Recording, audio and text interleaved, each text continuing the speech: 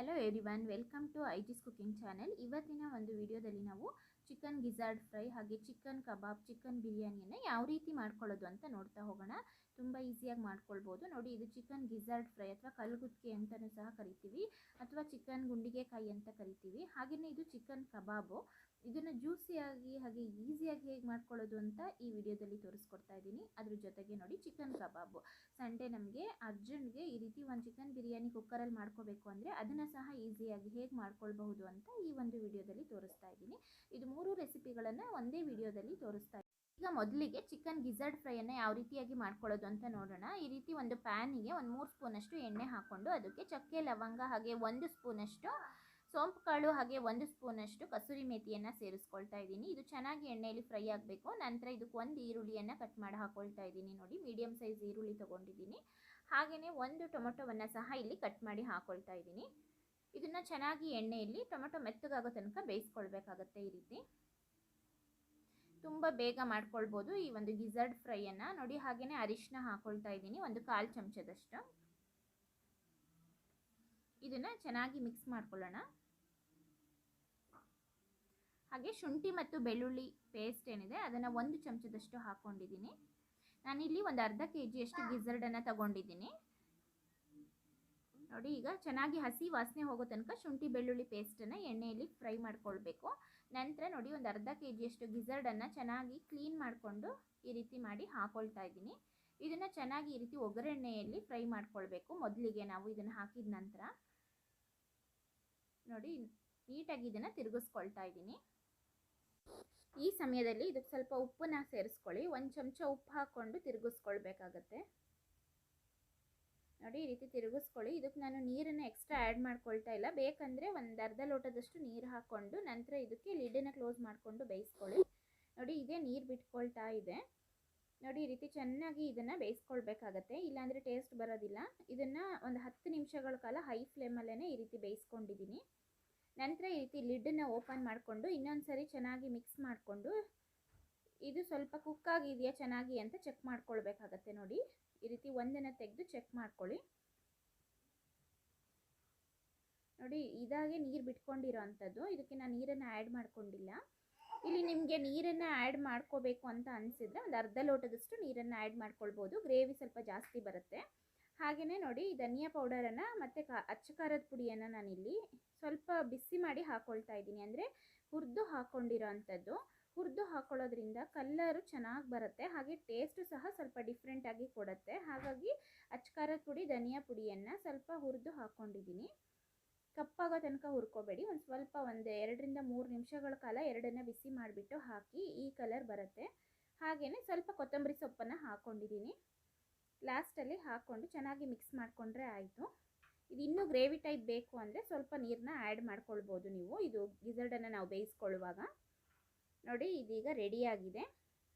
ಈ ರೀತಿ ಮಾಡಿ ಒಂದು 2-3 ನಿಮಿಷಗಳ ಕಾಲ ಅಚ್ಚ ಖಾರದ ಪುಡಿ, ಧನಿಯಾ ಪುಡಿಯನ್ನು ಹಾಕಿದ ನಂತರ ಚೆನ್ನಾಗಿ ಮಿಕ್ಸ್ ಮಾಡಿ ಈ ರೀತಿ 2-3 ನಿಮಿಷ ಬೇಯಿಸ್ಕೊಳ್ಳಿ. ನಂತರ ಇದು ರೆಡಿ ಆಗುತ್ತೆ. ನೋಡಿ, ತುಂಬ ಪರ್ಫೆಕ್ಟ್ ಆಗಿರುವಂತಹ ಗಿಜಾರ್ಡ್ ಫ್ರೈ, ತುಂಬ ಟೇಸ್ಟಿಯಾಗಿ ಸಹ ಬಂದಿತ್ತು. ಖಂಡಿತವಾಗ್ಲೂ ಸಹ ಮನೆಯಲ್ಲಿ ನೀವು ಇದನ್ನು ಟ್ರೈ ಮಾಡ್ಕೊಳ್ಳಿ ಒಂದ್ಸರಿ. ಬೇಗ ಸಹ ಮಾಡ್ಬೋದು, ಇದನ್ನು ತುಂಬ ಟೈಮು ತಗೊಳ್ಳೋದಿಲ್ಲ. ನೋಡಿ, ಈಗ ಟೇಸ್ಟಿಯಾಗಿರುವಂತಹ ಗಿಜಾರ್ಡ್ ಫ್ರೈ ರೆಡಿಯಾಗಿದೆ. ಈಗ ಚಿಕನ್ ಕಬಾಬನ್ನು ಯಾವ ರೀತಿಯಾಗಿ ಮಾಡ್ಕೊಳ್ಳೋದು ಅಂತ ನೋಡೋಣ. ತುಂಬ ಜ್ಯೂಸಿಯಾಗಿ ಚೆನ್ನಾಗಿ ಬಂದಿತ್ತು. ನೋಡಿ, ಈ ರೀತಿ ಕಬಾಬನ್ನು ಮಾಡಿಕೊಟ್ರೆ ಯಾರು ಇಷ್ಟಪಡಲ್ಲ ಹೇಳಿ. ಮನೆಯಲ್ಲಿ ಚಿಕ್ಕವರಿಂದ ಹಿಡಿದು ದೊಡ್ಡವ್ರ ತನಕ ತುಂಬ ಇಷ್ಟಪಟ್ಟು ತಿಂತಾರೆ. ಖಂಡಿತವಾಗ್ಲೂ ಸಹ ಈ ರೀತಿ ಈಸಿಯಾಗಿರುವಂತಹ ಕಬಾಬನ್ನು ನೀವು ಸಹ ಟ್ರೈ ಮಾಡಿ. ನೋಡಿ, ಇದೇ ರೀತಿಯಲ್ಲಿ ಟ್ರೈ ಮಾಡಿ ಒಂದ್ಸರಿ. ಹಾಗೆಯೇ ಇದನ್ನು ಹೇಗೆ ಮಾಡ್ಕೊಳ್ಳೋದು ಅಂತ ಈ ಒಂದು ವಿಡಿಯೋದಲ್ಲಿ ನಾನು ತೋರಿಸ್ಕೊಡ್ತಾ ಇದ್ದೀನಿ. ತುಂಬ ಕ್ವಿಕ್ಕಾಗಿ ನೋಡ್ಕೊಂಡು ಬರೋಣ ಬನ್ನಿ. ನೋಡಿ, ಈ ರೀತಿ ಒಂದು ಬಟ್ಲನ್ನು ಇಟ್ಕೊಂಡಿದ್ದೀನಿ. ಅದಕ್ಕೆ ನಾನಿಲ್ಲಿ ಚಿಕನ್ನ ಹಾಕ್ಕೊಳ್ತಾ ಇದ್ದೀನಿ. ಚಿಕನನ್ನು ನೀಟಾಗಿ ಕ್ಲೀನ್ ಮಾಡಿ ತೊಳೆದು ಹಾಕ್ಕೊಳ್ಬೇಕು ಕಬಾಬಿಗೆ ಯೂಸ್ ಮಾಡ್ಕೊಳ್ಳುವಾಗ. ನಾನಿಲ್ಲಿ ಒಂದು 300 ಗ್ರಾಮಷ್ಟು ಚಿಕನ್ನ ಯೂಸ್ ಮಾಡ್ಕೊಳ್ತಾ ಇದ್ದೀನಿ. ಅದಕ್ಕೆ ಶುಂಠಿ ಮತ್ತು ಬೆಳ್ಳುಳ್ಳಿ ಪೇಸ್ಟನ್ನು ಹಾಕ್ಕೊಂಡಿದ್ದೀನಿ 1 ಚಮಚದಷ್ಟು. ಹಾಗೆಯೇ ಒಂದು ಅರ್ಧ ಚಮಚದಷ್ಟು ಅಚ್ಚ ಖಾರದ ಪುಡಿ, ಹಾಗೆಯೇ ಒಂದು ಅರ್ಧ ಚಮಚದಷ್ಟು ಧನಿಯಾ ಪೌಡರನ್ನು ಸೇರಿಸ್ಕೊಂಡಿದ್ದೀನಿ. 1/4 ಚಮಚದಷ್ಟು ಅರಿಶಿನವನ್ನು ಸಹ ಇಲ್ಲಿ ಸೇರಿಸ್ಕೊಂಡಿದ್ದೀನಿ. ಹಾಗೆಯೇ 1/4 ಚಮಚದಷ್ಟು ಉಪ್ಪನ್ನು ಸಹ ಸೇರಿಸ್ಕೊಂಡಿದ್ದೀನಿ. ಉಪ್ಪು ಜಾಸ್ತಿ ಸೇರಿಸ್ಕೊಳ್ಬೇಡಿ, ಯಾಕಂದರೆ ಕಬಾಬ್ ಪೌಡರನ್ನು ಉಪಯೋಗಿಸ್ಕೊಳ್ತಾ ಇದ್ದೀನಿ. ಅದರಲ್ಲೇ ಉಪ್ಪಿನಂಶ ಇರುತ್ತೆ. ಹಾಗೆ ಇಲ್ಲಿ ಕಬಾಬ್ ಪೌಡರನ್ನು ಒಂದು 2.5 ಚಮಚದಷ್ಟು ಸೇರಿಸ್ಕೊಳ್ತಾ ಇದ್ದೀನಿ. ನೋಡಿಕೊಂಡು ಸೇರಿಸ್ಕೊಳ್ಬೇಕಾಗತ್ತೆ ಯಾವ ಪ್ರಮಾಣದಲ್ಲಿ ತೊಗೊಂಡಿರ್ತೀರ ಅಂತ. ಹಾಗೆಯೇ ಇಲ್ಲಿ ಒಂದು ಮೊಟ್ಟೆಯನ್ನು ತಗೊಂಡಿದ್ದೀನಿ ನೋಡಿ. ಹಾಗೆಯೇ ಮೊಸರು ಒಂದು 2 ಚಮಚದಷ್ಟು ಗಟ್ಟಿ ಮೊಸರನ್ನು ಹಾಕ್ಕೊಂಡಿದ್ದೀನಿ. ಇದೆಲ್ಲದನ್ನು ಹಾಕ್ಕೊಳ್ಳೋದ್ರಿಂದ ಚಿಕನ್ನು ತುಂಬಾ ಟೇಸ್ಟಿಯಾಗಿ ಬರುತ್ತೆ. ಹಾಗೆ ನಿಂಬೆ ರಸ ಒಂದು ಅರ್ಧ ಹೋಳು ನಿಂಬೆ ರಸವನ್ನು ತೊಗೊಂಡಿದ್ದೀನಿ. ಇದನ್ನು ಈ ರೀತಿ ಚೆನ್ನಾಗಿ ನಾವು ಕಲಿಸ್ಕೊಳ್ಬೇಕಾಗತ್ತೆ ಕೈಯಿಂದ. ಈ ರೀತಿ ಚೆನ್ನಾಗಿ ಎಲ್ಲ ಮಾಂಸಕ್ಕೆ ಉಪ್ಪು ಖಾರ ಎಲ್ಲ ಚೆನ್ನಾಗಿ ಹಿಡಿಯೋ ರೀತಿಯಲ್ಲಿ ಕೈಯಿಂದನೇ ಕಲಸಿಟ್ಕೊಳ್ಳಿ. ಕಲಸಿ ಒಂದು 20 ನಿಮಿಷಗಳ ಕಾಲ ಇದಕ್ಕೊಂದು ಲಿಡ್ಡನ್ನು ಕ್ಲೋಸ್ ಮಾಡಿಕೊಂಡು ಬಿಡೋಣ. ಇದು 20 ನಿಮಿಷ ಆದ ನಂತರ ಇದನ್ನು ನಾವು ಎಣ್ಣೆಯಲ್ಲಿ ಫ್ರೈ ಮಾಡ್ಕೊಳ್ಬೇಕಾಗತ್ತೆ ನೋಡಿ. ಹಾಗೆಯೇ ಈಗ ಗ್ಯಾಸ್ ಮೇಲೆ ಒಂದು ಪ್ಯಾನ್ನ ಇಟ್ಕೊಂಡು ನೋಡಿ ಇದಕ್ಕೆ ಎಣ್ಣೆನ ಹಾಕ್ಕೊಳ್ತಾ ಇದ್ದೀನಿ.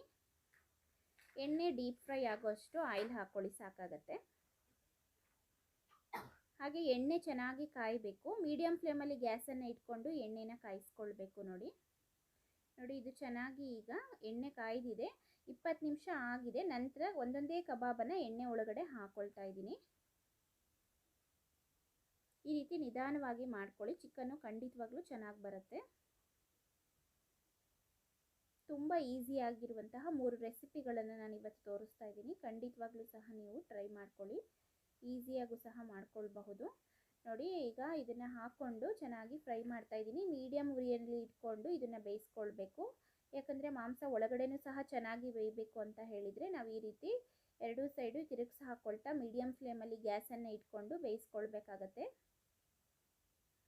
ಈ ರೀತಿ ಮಾಡ್ಕೊಳ್ಳೋದ್ರಿಂದ ಚಿಕನ್ನಿಗೆ ಮೊಸರು, ನಿಂಬೆ ರಸ ಹಾಗೆ ಮೊಟ್ಟೆ ಎಲ್ಲ ಸೇರಿಸಿ ತುಂಬ ಜ್ಯೂಸಿಯಾಗಿ ಚೆನ್ನಾಗಿ ಬಂದಿರುತ್ತೆ. ಗಟ್ಟಿ ಅನಿಸೋದಿಲ್ಲ ಕಬಾಬು ನೋಡಿ. ಈ ರೀತಿಯಲ್ಲಿ ಟ್ರೈ ಮಾಡ್ಕೊಳ್ಳಿ. ಹಾಗೆ ಟ್ರೈ ಮಾಡಿ ಹೇಗೆ ಬಂತು ಅಂತ ನೀವು ನನಗೆ ತಿಳಿಸೋದನ್ನು ಖಂಡಿತವಾಗ್ಲೂ ಮರಿಬೇಡಿ ಫ್ರೆಂಡ್ಸ್. ಹಾಗೆ ನಾನು ಅಪ್ಲೋಡ್ ಮಾಡುವಂತಹ ಎಲ್ಲ ವಿಡಿಯೋಗಳು ನಿಮಗೆ ಇಷ್ಟ ಆಗ್ತಿದ್ದರೆ ವಿಡಿಯೋವನ್ನು ಲೈಕ್ ಮಾಡಿ. ಹಾಗೆ ಇನ್ನೂ ಯಾರೆಲ್ಲ ಚಾನಲನ್ನು ಸಬ್ಸ್ಕ್ರೈಬ್ ಮಾಡದೆ ನೋಡ್ತಾ ಇದ್ದೀರಾ ದಯವಿಟ್ಟು ಚಾನಲನ್ನು ಸಬ್ಸ್ಕ್ರೈಬ್ ಮಾಡ್ಕೊಳ್ಳಿ ನೋಡಿ. ಈ ರೀತಿ ಚಿಕನನ್ನು 2 ಸೈಡು ನಾನು ಈ ರೀತಿ ತಿರುಗಿಸಿ ಹಾಕ್ಕೊಂಡು ಬೇಯಿಸ್ಕೊಳ್ತಾ ಇದ್ದೀನಿ ನೋಡಿ. ಇದೀಗ ಕಲರ್ ಚೇಂಜ್ ಆಗ್ತಾ ಇದೆ. ಈ ರೀತಿಯಾಗಿ ನಾವು ಕಬಾಬನ್ನು ಬೇಯಿಸ್ಕೊಳ್ಬೇಕಾಗತ್ತೆ. ನಿಧಾನವಾಗಿ ಬೇಯಿಸ್ಕೊಳ್ಬೇಕು. ಆಯಿಲಲ್ಲಿ ಡೀಪ್ ಫ್ರೈ ಮಾಡೋದ್ರಿಂದ ಒಳಗಡೆನೂ ಸಹ ಮಾಂಸ ಚೆನ್ನಾಗಿ ಬೇಯಬೇಕು. ಹಾಗಾಗಿ ನಾನು ನಿಧಾನವಾಗಿ ಈ ರೀತಿ ಬೇಯಿಸ್ಕೊಳ್ತಾ ಇದ್ದೀನಿ ನೋಡಿ. ಇದನ್ನೀಗ ಒಂದೊಂದೇ ತೆಗಿತಾ ಹೋಗ್ತಾ ಇದ್ದೀನಿ. ಈ ರೀತಿ ಮಾಡೋದ್ರಿಂದ ನೋಡಿ ಚಿಕನ್ನು ಪರ್ಫೆಕ್ಟಾಗಿ ಬಂದಿತ್ತು. ಕಬಾಬು ತುಂಬಾ ಚೆನ್ನಾಗಿರುತ್ತೆ. ಹಾಗೇನೂ ತಿನ್ಬೋದು. ಸೈಡ್ಸಾಗೂ ಸಹ ಉಪಯೋಗಿಸ್ಕೊಳ್ಬೋದು ನೋಡಿ. ಖಂಡಿತವಾಗ್ಲೂ ಸಹ ಮನೆಯಲ್ಲಿ ಒಂದ್ಸರಿ ಟ್ರೈ ಮಾಡಿ ಫ್ರೆಂಡ್ಸ್. ಚೆನ್ನಾಗಿ ಬಂದಿತ್ತು. ಬಿಗಿನರ್ಸ್ ಯಾರಿದ್ದೀರಾ ಖಂಡಿತ ಈ ವಿಡಿಯೋವನ್ನು ವಾಚ್ ಮಾಡಿ, ನಿಮಗೂ ಸಹ ಹೆಲ್ಪ್ ಆಗುತ್ತೆ. ಈಗ ಕ್ವಿಕ್ಕಾಗಿ ಬಿರಿಯಾನಿಯನ್ನು ಯಾವ ರೀತಿ ಮಾಡ್ಕೊಳ್ಳೋದು ಅಂತ ನೋಡ್ತಾ ಹೋಗೋಣ. ಕುಕ್ಕರಲ್ಲಿ ನಾವು ಬೇಗ ಬಿರಿಯಾನಿಯನ್ನು ಈ ರೀತಿ ಪ್ರಿಪೇರ್ ಮಾಡ್ಕೊಳ್ಬೋದು. ಒಂದು 10ರಿಂದ 15 ನಿಮಿಷಗಳ ಕಾಲ ಟೈಮ್ ಇದ್ದರೆ ನಾವು ಈಸಿಯಾಗಿ ಮಾಡ್ಕೊಳ್ಬಹುದು ನೋಡಿ. ಈ ರೀತಿಯ ಒಂದು ಬಿರಿಯಾನಿ ರೆಸಿಪಿಯನ್ನು ನಾನು ಇವತ್ತು ತೋರಿಸ್ಕೊಡ್ತಾ ಇದ್ದೀನಿ. ಕಬಾಬು ಹಾಗೆಯೇ ಗಿಝರ್ಡ್ ಫ್ರೈ ಅದ್ರ ಜೊತೆಗೊಂದು ತುಂಬಾ ಈಸಿಯಾಗಿ ಮಾಡ್ಕೊಳ್ಬಹುದು. ಬನ್ನಿ ಇದನ್ನು ನಾನು ಹೇಗೆ ಮಾಡಿದೆ ಕುಕ್ಕರಲ್ಲಿ ಆದಷ್ಟು ಬೇಗ ಅಂತ ತೋರಿಸ್ಕೊಡ್ತಾ ಇದ್ದೀನಿ. ಕುಕ್ಕರ್ಗೆ ನೋಡಿ ಎಣ್ಣೆನ ಹಾಕ್ಕೊಂಡಿದ್ದೀನಿ. ಒಂದು 4ರಿಂದ 5 ಚಮಚದಷ್ಟು ಎಣ್ಣೆ, ಹಾಗೆ ಅದಕ್ಕೆ ಒಂದು 3 ಪೀಸಷ್ಟು ಬಿರಿಯಾನಿ ಎಲೆ, ಹಾಗೆಯೇ ಒಂದು 4ರಿಂದ 5 ಪೀಸಷ್ಟು ಚಕ್ಕೆ ಮತ್ತು ಲವಂಗ, ಒಂದು ಸ್ಟಾರ್ ಹೂವು, ಅದ್ರ ಜೊತೆಗೆ 1 ಚಮಚದಷ್ಟು ಕಸೂರಿ ಮೇಥಿಯನ್ನು ಸೇರಿಸ್ಕೊಂಡಿದ್ದೀನಿ. ಇದನ್ನು ಫಸ್ಟು ಎಣ್ಣೆಗೆ ಹಾಕ್ಕೊಂಡು ಫ್ರೈ ಮಾಡಬೇಕು. ನಂತರ ಒಂದು ದೊಡ್ಡ ಸೈಜ್ ಈರುಳ್ಳಿಯನ್ನು ಈ ರೀತಿ ಕಟ್ ಮಾಡಿ ತೊಗೊಂಡಿದ್ದೀನಿ. ಈರುಳ್ಳಿನ ಚೆನ್ನಾಗಿ ಎಣ್ಣೆಯಲ್ಲಿ ಫ್ರೈ ಮಾಡ್ಕೊಳ್ಬೇಕು. ನಂತರ ಇದಕ್ಕೆ ಒಂದು ದೊಡ್ಡ ಸೈಜ್ ಟೊಮೆಟೊವನ್ನು ಸಹ ಸೇರಿಸ್ಕೊಂಡಿದ್ದೀನಿ. ಟೊಮೆಟೊ ನೋಡಿ ಚೆನ್ನಾಗಿ ಮೆತ್ತಗಾಗೋ ತನಕ ಬೇಯಿಸ್ಕೊಳ್ಬೇಕಾಗತ್ತೆ. ಹಾಗೆ ಇದನ್ನು ಫ್ರೈ ಮಾಡಿದ ನಂತರ ಇದಕ್ಕೆ ಮೆಣಸಿನಕಾಯಿ ಒಂದು 2ರಿಂದ 3ರಷ್ಟು ಸೇರಿಸ್ಕೊಳ್ತಾ ಇದ್ದೀನಿ. ಹಾಗೆಯೇ 1/4 ಚಮಚದಷ್ಟು ಅರಿಶಿನ ಹಾಕ್ಕೊಂಡಿದ್ದೀನಿ. ಇದನ್ನು ಚೆನ್ನಾಗಿ ಮೆತ್ತಗಾಗೋ ತನಕ ಟೊಮೆಟೊ ಹಣ್ಣು ಬೇಯಿಸ್ಕೊಳ್ಬೇಕಾಗತ್ತೆ. ಹಾಗೆ 1.5 ಚಮಚದಷ್ಟು ಶುಂಠಿ ಮತ್ತು ಬೆಳ್ಳುಳ್ಳಿ ಪೇಸ್ಟನ್ನು ಉಪಯೋಗಿಸ್ಕೊಳ್ತಾ ಇದ್ದೀನಿ. ಇದು ಸಹ ಹಸಿ ವಾಸನೆ ಹೋಗೋ ತನಕ ಚೆನ್ನಾಗಿ ಫ್ರೈ ಮಾಡ್ಕೊಳ್ಳೋಣ. ನಂತರ ಇದಕ್ಕೆ ಕ್ಲೀನ್ ಮಾಡಿ ಇಟ್ಕೊಂಡಿರುವಂತಹ ಚಿಕನನ್ನು ಹಾಕ್ಕೊಳ್ತಾ ಇದ್ದೀನಿ. ಇಲ್ಲಿ ಒಂದು 1/4 kgಯಷ್ಟು ಚಿಕನನ್ನು ಉಪಯೋಗಿಸ್ಕೊಳ್ತಾ ಇದ್ದೀನಿ ನೋಡಿ. ಚಿಕನನ್ನು ತಗೊಳ್ಳುವಾಗ ಚೆನ್ನಾಗಿ ವಾಶ್ ಮಾಡಿ ಈ ರೀತಿ ಹಾಕ್ಕೊಳ್ಬೇಕಾಗತ್ತೆ. ಹಾಗೆಯೇ ಇದನ್ನು ಚೆನ್ನಾಗಿ ಒಗ್ಗರಣೆ ಜೊತೆಗೆ ಮಿಕ್ಸ್ ಮಾಡಿಕೊಂಡು ಇದಕ್ಕೆ ಉಪ್ಪನ್ನು ಸೇರಿಸ್ಕೊಂಡಿದ್ದೀನಿ. 1 ಚಮಚದಷ್ಟು ಹರಳುಪ್ಪನ್ನು ಸೇರಿಸ್ಕೊಂಡಿದ್ದೀನಿ. ಹಾಗೆಯೇ ಇದನ್ನು ಒಂದು 5 ನಿಮಿಷ ಬಿಸಿ ಆಗೋಕೆ ಬಿಡೋಣ. ಅಷ್ಟರಲ್ಲಿ ನಾವು ಮಸಾಲೆನ ರುಬ್ಕೊಂಡು ಬರೋಣ. ನೋಡಿ 1.5 ಚಮಚದಷ್ಟು ಧನಿಯಾ ಪೌಡರ್, 1.5 ಚಮಚದಷ್ಟು ಅಚ್ಚ ಪುಡಿ, ಹಾಗೆ 1/4 ಚಮಚದಷ್ಟು ಅರಿಶಿನವನ್ನು ಸೇರಿಸ್ಕೊಂಡಿದ್ದೀನಿ. ಇದರೊಟ್ಟಿಗೆ 1 ಚಮಚದಷ್ಟು ಸೋಂಪು ಕಾಳನ್ನು ತೊಗೊಂಡಿದ್ದೀನಿ. ಅರ್ಧ ಚಮಚದಷ್ಟು ಕಾಳು ಮೆಣಸನ್ನು ಉಪಯೋಗಿಸ್ಕೊಳ್ತಾ ಇದ್ದೀನಿ. 1 ಹಿಡಿಯಷ್ಟು ಕೊತ್ತಂಬರಿ ಸೊಪ್ಪನ್ನು ತೊಗೊಂಡು ಇದನ್ನು ಈ ರೀತಿ ತರಿಯಾಗಿ ಗ್ರೈಂಡ್ ಮಾಡಿ ತೊಗೊಂಡಿದ್ದೀನಿ.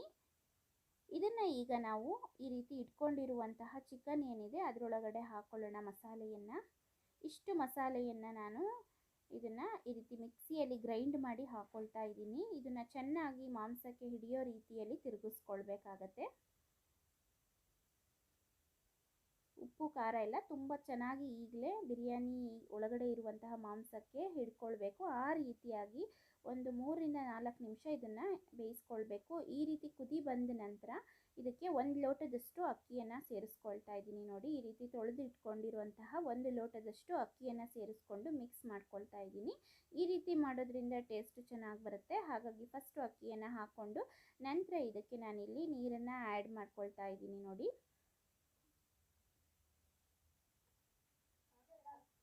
ನಂತರ ಇದಕ್ಕೆ 2.5 ಲೋಟದಷ್ಟು ನೀರನ್ನು ಸೇರಿಸ್ಕೊಂಡಿದ್ದೀನಿ. ಸ್ವಲ್ಪ ಹುಡಿಯಾಗಿ ಬೇಕು ಅನ್ನೋ ಅಂಥವ್ರು 2 ಲೋಟದಷ್ಟು ನೀರನ್ನು ಸೇರಿಸ್ಕೊಳ್ಳಿ, ಸಾಕಾಗತ್ತೆ. ನೋಡಿ ಇದನ್ನೀಗ ಚೆನ್ನಾಗಿ ತಿರುಗಿಸ್ಕೊಂಡು ಇದಕ್ಕೆ ಸ್ವಲ್ಪ ನಿಂಬೆ ರಸವನ್ನು ಸೇರಿಸ್ಕೊಳ್ತಾ ಇದ್ದೀನಿ. ಒಂದು ಅರ್ಧ ಹೋಳು ನಿಂಬೆ ರಸವನ್ನು ಸೇರಿಸ್ಕೊಂಡು ಚೆನ್ನಾಗಿ ಮಿಕ್ಸ್ ಮಾಡ್ಕೊಳ್ತಾ ಇದ್ದೀನಿ. ಈಗ ಇದು ಸಣ್ಣದಾಗಿ ಕುದಿ ಪ್ರಾರಂಭ ಆಗಿದೆ. ನೋಡಿ ಕುದಿ ಪ್ರಾರಂಭ ಆದ ನಂತರ ಈ ರೀತಿ ಮತ್ತೆ ತಿರುಗಿಸ್ಕೊಂಡು ಇದಕ್ಕೆ ಲಿಡ್ಡನ್ನು ಕ್ಲೋಸ್ ಮಾಡ್ಕೊಳ್ಬೇಕು. ಲಿಡ್ಡನ್ನು ಕ್ಲೋಸ್ ಮಾಡಿಕೊಂಡು ನಾನು 2 ವಿಷಲ್ ಹಾಕಿಸ್ಕೊಳ್ತಾ ಇದ್ದೀನಿ. ಹುಡಿಯಾಗಿ ಬೇಕು ಅಂತ ಹೇಳಿದರೆ 1 ವಿಷಲನ್ನು ಹಾಕಿಸ್ಕೊಳ್ಬೇಕು ಅಷ್ಟೇ ನಾವು. ನೋಡಿ ಈ ರೀತಿಯಾಗಿ ನಾನು ಮಾಡ್ಕೊಂಡಿದ್ದೀನಿ ಬಿರಿಯಾನಿಯನ್ನು. ಈ ರೀತಿ ಮಾಡೋದ್ರಿಂದ ತುಂಬ ಟೇಸ್ಟಿಯಾಗಿರುತ್ತೆ. ರೈತ ಜೊತೆಗೆ ಚಿಕನ್ ಗ್ರೇವಿ ಜೊತೆಗೆ ತುಂಬ ಚೆನ್ನಾಗಿರುತ್ತೆ. ನೋಡಿ ತುಂಬ ಚೆನ್ನಾಗಿ ಬಂದಿದೆ ಬಿರಿಯಾನಿ ರೈಸು. ಈ ರೀತಿ ಮಾಡಿದರೆ ಖಂಡಿತವಾಗ್ಲೂ ಸಹ ಮನೆಯಲ್ಲಿ ಎಲ್ಲರೂ ಇಷ್ಟಪಟ್ಟು ತಿಂತಾರೆ. ಹಾಗೆ ಕುಕ್ಕರಲ್ಲಿ ಮಾಡ್ಕೊಳ್ಳೋದ್ರಿಂದ ಬಹಳ ಬೇಗ ನಾವು ಈ ಒಂದು ಬಿರಿಯಾನಿ ರೈಸನ್ನು ಮಾಡ್ಕೊಳ್ಬಹುದು. ಖಂಡಿತವಾಗ್ಲೂ ಸಹ ಮನೆಯಲ್ಲಿ ಟ್ರೈ ಮಾಡಿ ನೋಡಿ, ತುಂಬಾ ಚೆನ್ನಾಗಿ ಬಂದಿತ್ತು. ಈ ರೀತಿ ಸುಲಭವಾಗಿ ಮಾಡ್ಕೊಳ್ಬಹುದಾದಂತಹ ಇನ್ನಷ್ಟು ರೆಸಿಪಿಗಳಿಗಾಗಿ ಐಜಿಸ್ ಕುಕಿಂಗ್ ಚಾನಲನ್ನು ತಪ್ಪದೇ ಸಬ್ಸ್ಕ್ರೈಬ್ ಮಾಡ್ಕೊಳ್ಳಿ. ಹಾಗೆ ಈ ವಿಡಿಯೋ ಎಲ್ಲ ನಿಮಗೆ ಇಷ್ಟ ಆಗಿದ್ರೆ ವಿಡಿಯೋಕ್ಕೊಂದು ಲೈಕ್ ಕೊಡಿ, ಹಾಗೆ ಸಪೋರ್ಟ್ ಮಾಡಿ. Thank you.